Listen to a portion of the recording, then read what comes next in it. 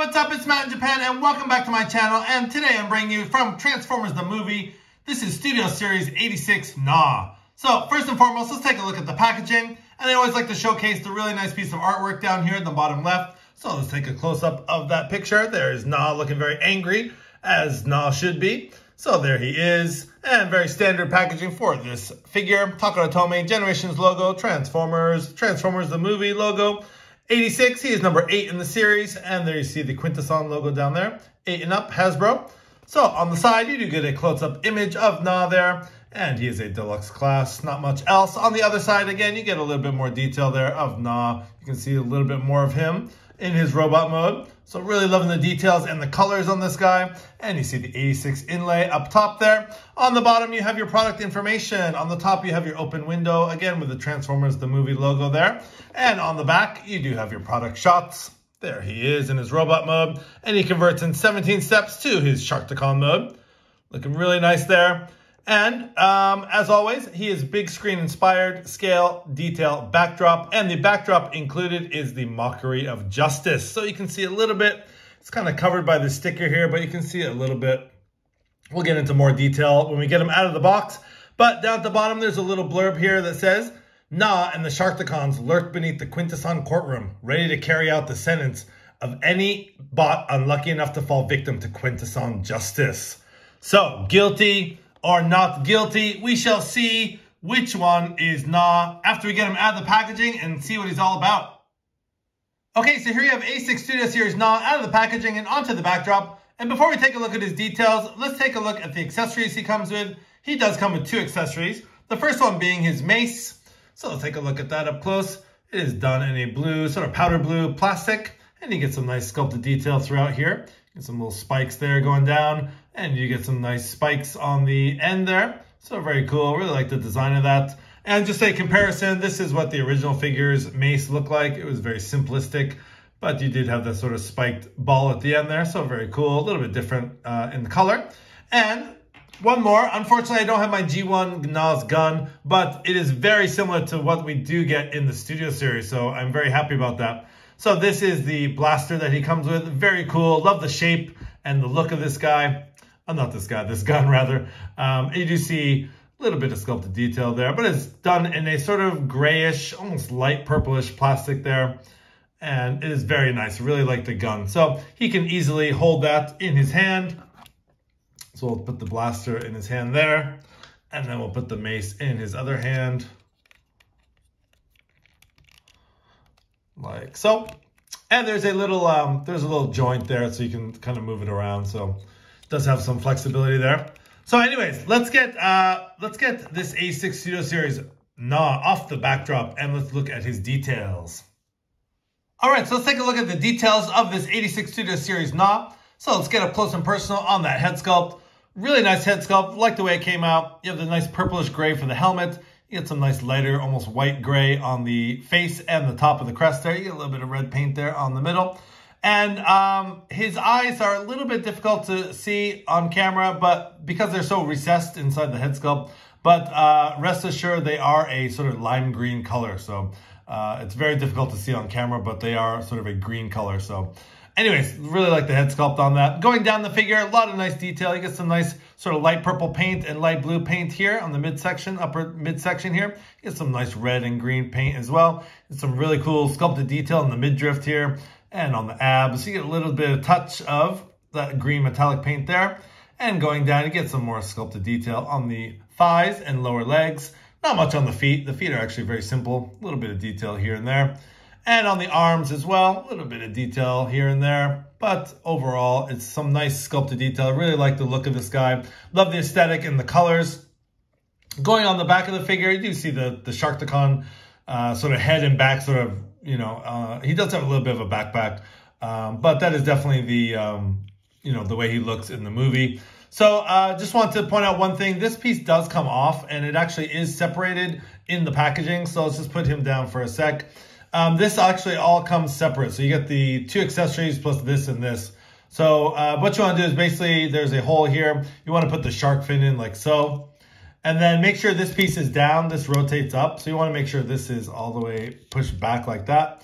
And then that comes through there. And on the back of Gnaw, there is a port, and you basically just plug in the port like that, and it goes like that. The only thing I really don't like about this is just these kind of arms hanging off. They are on a hinge here, and you can kind of move them up and down, but I almost wish they could kind of fold behind here. As it is, I mean, it's not too bad, I guess.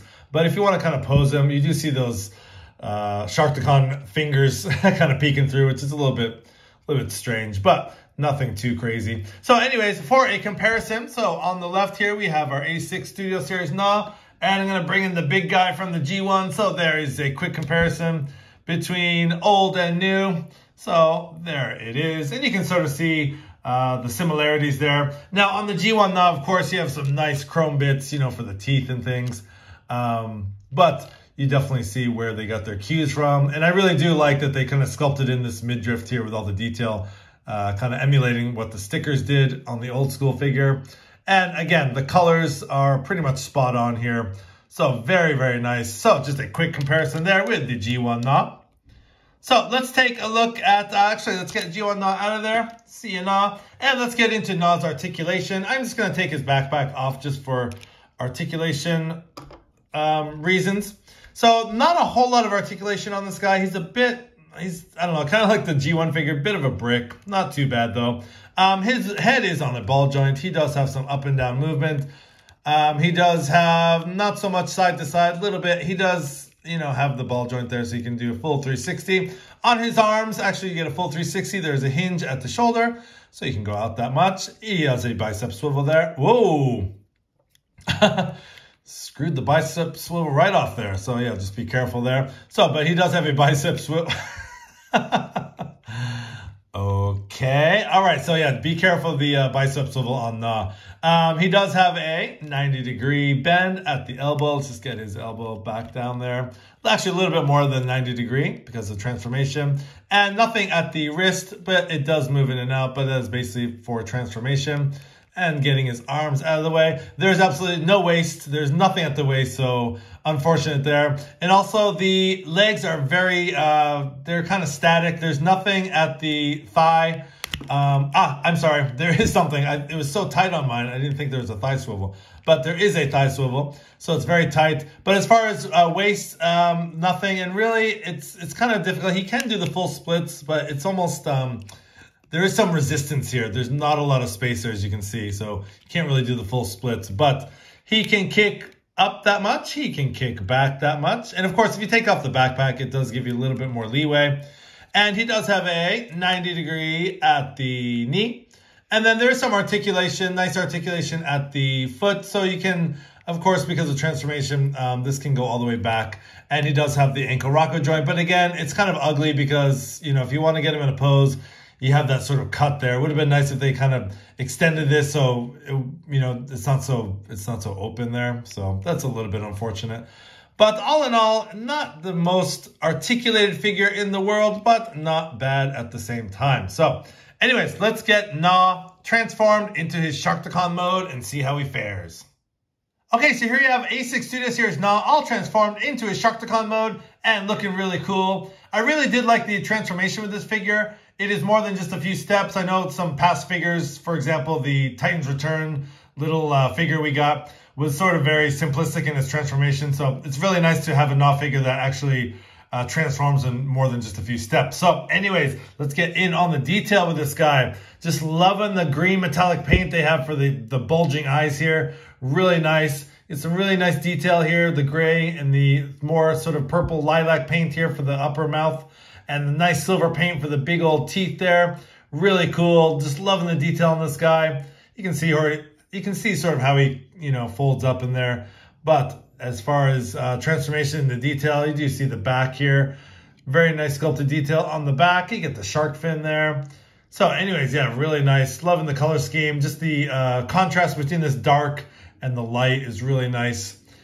So yeah, very cool. And his gun does have a little clip there, a little peg right there, so that just clips on the side. Actually, just gonna take that off for getting closer on the detail there. And of course, his tail, which doubles as the mace as well, just plugs right in the back there, which is very cool. So yeah, as far as articulation, you know, his arms, I kind of wish these were on ball joints. They're just on these pegs here, on these static hinges here. So they can go all the way around. But I think it would have been nice if it was on a ball joint. You get some little bit of outward movement. You can fold the arms up and down like that. But again, just would have been nice to have a little more articulation on the arms. Just getting those arms out of the way here real quick.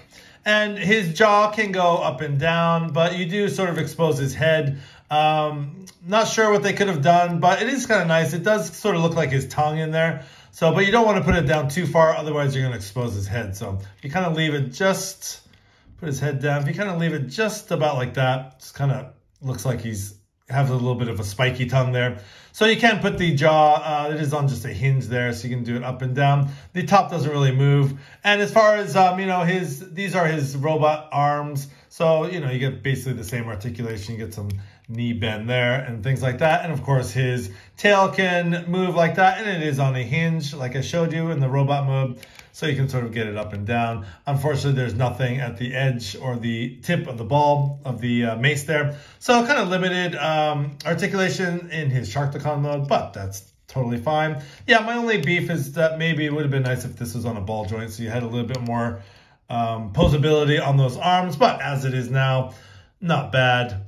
And again, that gun just has a little port there, so we'll just put that back and it clips right in there. So very cool in this sort of attack mode. So let's bring in the G1 Gnaw and let's see how they look side by side.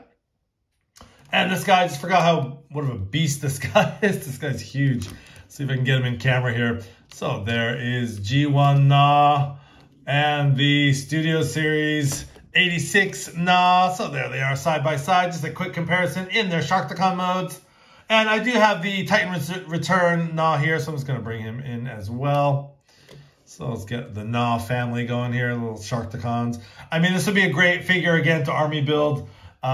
Just like they did, you know, people did back when this Titans Return Gnaw came out. But anyways, there is the Gnaw family.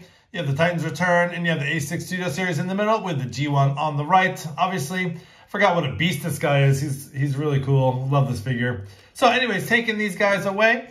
And yeah, I really like this figure. Kind of final thoughts here. Transformation's fun.